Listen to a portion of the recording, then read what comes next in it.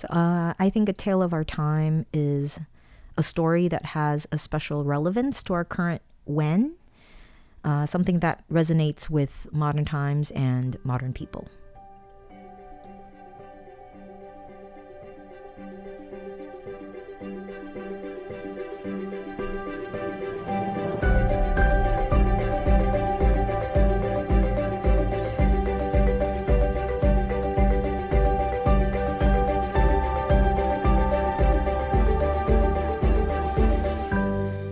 Hello, everyone, and welcome to Tales of Our Times. This is a show where we discuss the stories that move us, what makes them so meaningful, and why others could or should find meaning in them as well.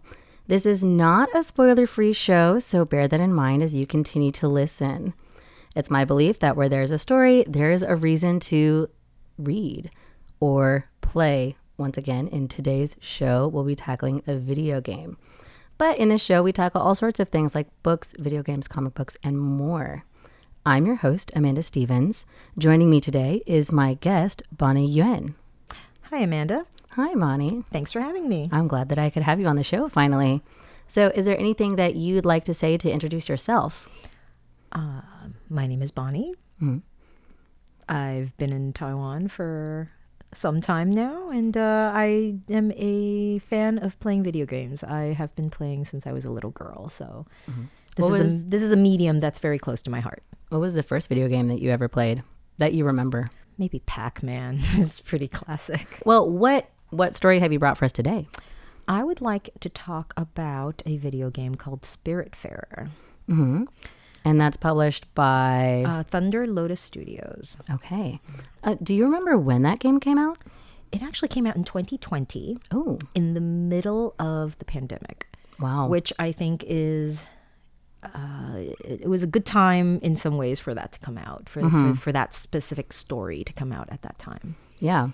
Well, would you mind giving a summary of what happens in the game? Sure. I'll actually just use their tagline, because when I read the tagline, I was like, this is totally my cup of tea. That's what gripped you? Yep. So they call it, this is a cozy management game about dying. Which is wild. Yes.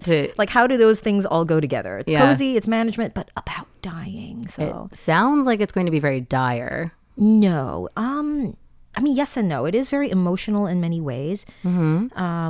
But at the end, it's also kind of uplifting. Like, I think the developers did a very good job in making that juxtaposition where it's a heavy topic, but their use of music, their use of the art style, their use of colors, they make it more of like a warm and cozy thing rather than a, oh my gosh, death. It's terrible. You know, so it did get to cozy. Yes, absolutely. All right. Well, what happens? Well, you play as a girl named Stella, and in the beginning, she is tapped to be a ferryman. Ferry. Yes. Ferryman. Yes. Okay. I think it bounces off of the old Greek myth of Charon. Yeah, ferrying the souls across the river Styx. Yes, exactly. So she takes on that role, and so you spend a lot of time in this game on a boat. This girl named Stella and her cat. She's accompanied by her cat named Daffodil. I already love this game. So you're running around and you see this little cat coming after you. And so you play as this girl, and you're just floating around in this ocean of islands, and you explore, and you pick up basically just spirits who are personified by these animals. And you bring them onto your boat, and you kind of figure out like these are the souls of the dead. And many of them are people that are close to Stella's life. These are people that she knows from her life. And so you find out about these people's stories, and you take care of their needs. This is where the management part comes in. You grow crops, you cook food, you fish, you build houses for these spirits on your boat. You get to know them quite well. Like, as you give them things, they reveal their stories and backgrounds, and this is where you kind of get to know them. And I think one of the good parts of the story, one of their great successes, is how genuine all the stories feel. All the characters just feel like real people. Yeah. And I actually watched a documentary about this last night, and it turns out that when the studio started making the story, they were like, well, we can't have these cookie cutter characters. I mean, we're talking about death. It can feel very cliche. Yeah. Right. Or just kind of like, yeah, it can ring very false if you're just using stock characters. And so what they did was they actually sent out an internal email at their company saying, hey guys, can you tell us a story about someone who touched your life? Tell us about it. No. And then so it's not to say, and they were pretty firm on this point, that they didn't take somebody from somebody's life and insert it into a character. Each character, it doesn't represent one person, but rather it's just maybe a mishmash of some of these stories. They were inspired by some of these people. And I think that shows. Yeah. Like some of these spirits, some of them are very likable. Some of them are not likable at all. Yeah. They all deal with this baggage because obviously these are spirits from, they're dead. Yeah. So they have this, maybe some residual things that they want to do. Do you have to fill any like last requests? Since it's a game about death, like do you ever have to do something like that? Or is it more just like, these are things that I loved and this is what I would like here?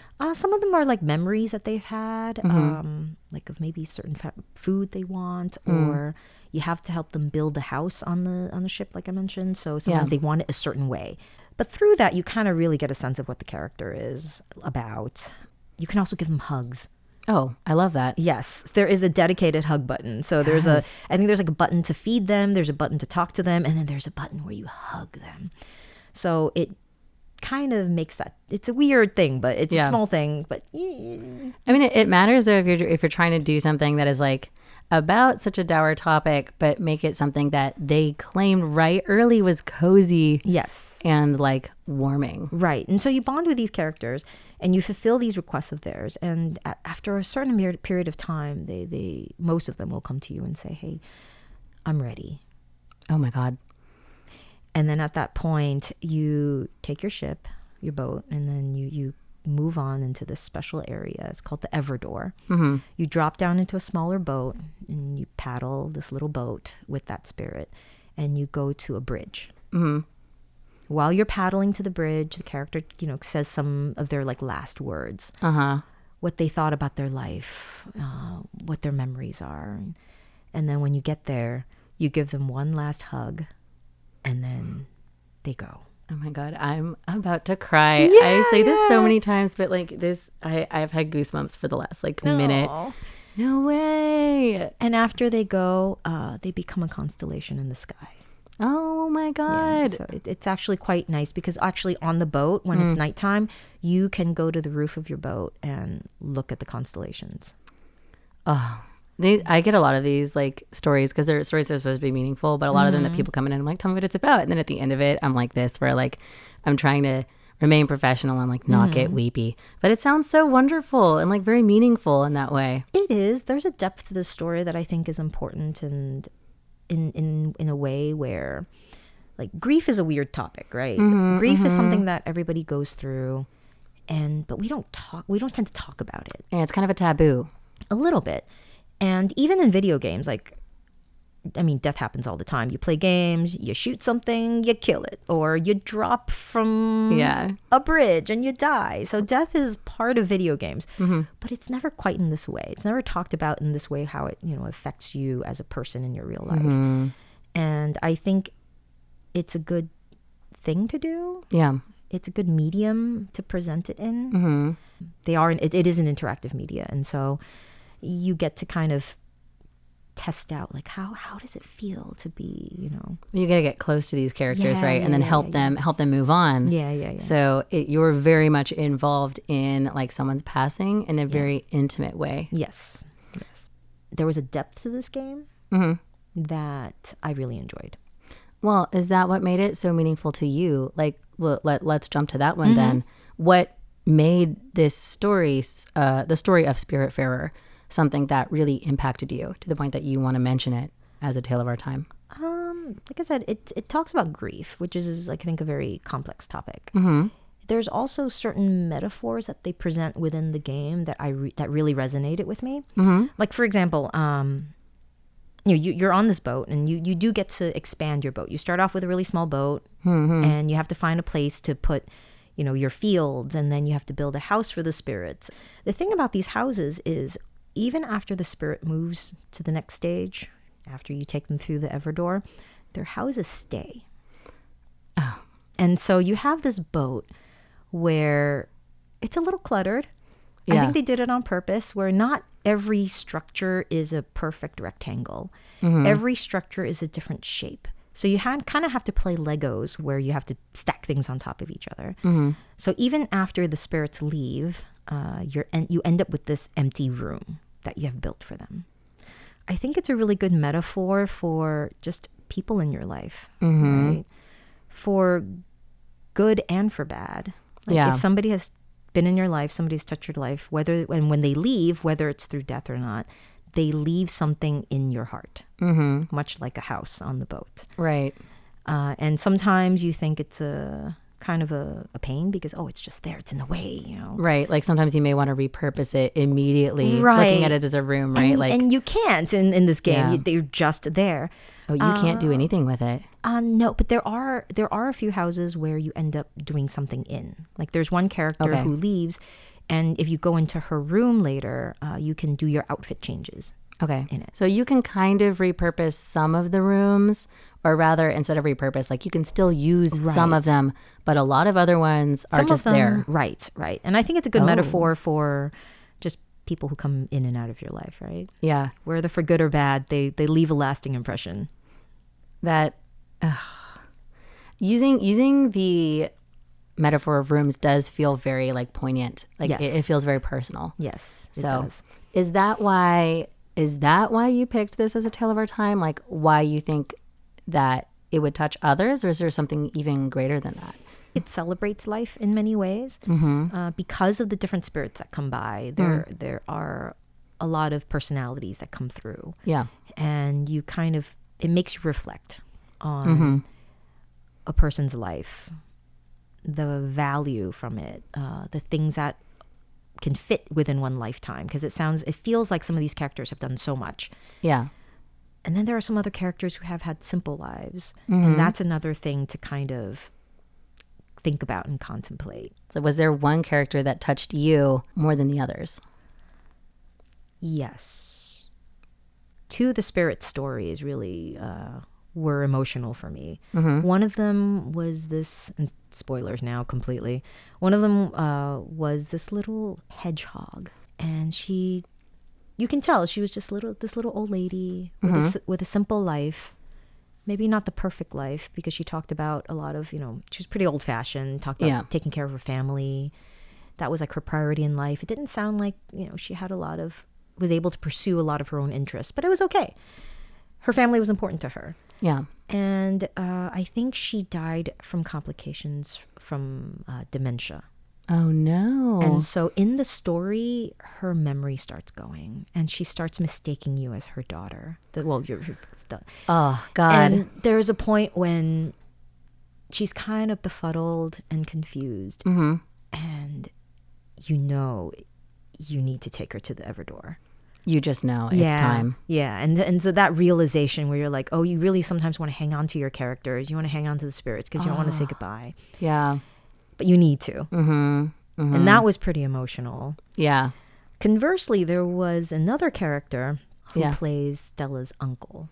Oh. And he's on this boat, and he's just this blast of energy. He's very energetic. He tries to help Stella, teaches her how to fish, and gives her all sorts of tips. I'm sorry, what animal did you say he was? He was a frog. A frog. Yes. Oh, okay.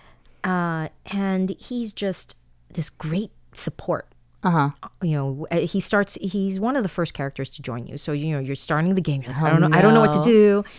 And I remember thinking, oh my goodness, I don't want to complete his tasks because I don't want to let him go. I know what the end of this game is, and I know what I'm going to have to do. But then they throw a wrench into things. He throws a big party. He asks you to invite some of the other spirits, and you have this big, dinner one night. And everything's happy and everything. The next morning you wake up, he's gone. Oh, no. And it's one of those where you're like, wait, what happened? Where is he? His room's empty. Where did he go? Because everybody's on the ship. They don't have anywhere to go. They live on your boat. Oh, no. He's gone. And so that was very gut-wrenching in its own way, because instead of being like, oh, I was dreading having to take, Stella's uncle to the Everdor. You don't get that closure. Yeah. Sometimes people just leave. Exactly. And I felt that was also a really hard lesson to kind of, it's a lesson where you're like, oh, it totally is relevant to my daily life. But for some reason, when you see it in a game, it really hits hard. Yeah. Yeah, it sounds like it's really good. I mean, exactly like you said, where we have the metaphor and it's very easy to see through, but it still makes it very powerful to have it there, right? Like, oh my goodness. So it's a hard adjustment to go from here to the last question, but we are almost at time. That often happens. So if you were to give your own one line, like subtitle to this, that's not a cozy game about death, what would that be?